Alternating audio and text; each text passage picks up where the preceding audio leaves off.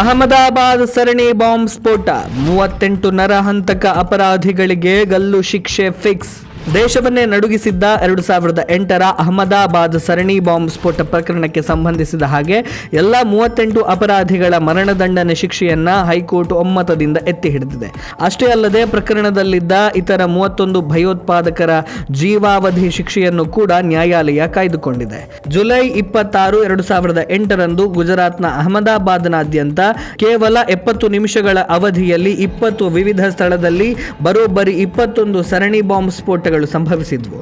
ಇಡೀ ದೇಶವನ್ನೇ ನಡುಗಿಸಿದ್ದ ಈ ಭೀಕರ ಭಯೋತ್ಪಾದಕ ದಾಳಿಯಲ್ಲಿ 56 ಜನ ಅಮಾಯಕರು ಜೀವವನ್ನು ಕಳೆದುಕೊಂಡಿದ್ರು ಮತ್ತು 200ಕ್ಕೂ ಹೆಚ್ಚು ಜನರು ತೀವ್ರವಾಗಿ ಗಾಯಗೊಂಡಿದ್ರು.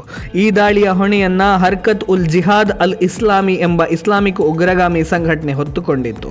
ಇದೇ ವೇಳೆ ಸ್ಫೋಟದಲ್ಲಿ ಮೃತರಾದ 56 ಜನರ ಕುಟುಂಬಗಳಿಗೆ ತಲಾ 10 ಲಕ್ಷ ರೂಪಾಯಿ ಪರಿಹಾರ ಹಾಗೂ ಗಾಯಗೊಂಡಂತಹ 200ಕ್ಕೂ ಹೆಚ್ಚು ಸಂತ್ರಸ್ತರಿಗೆ ತಲಾ 1 ಲಕ್ಷ ರೂಪಾಯಿ ಪರಿಹಾರ ನೀಡುವಂತೆಯೂ ಹೈಕೋರ್ಟ್ ಆದೇಶವನ್ನು ನೀಡಿದೆ.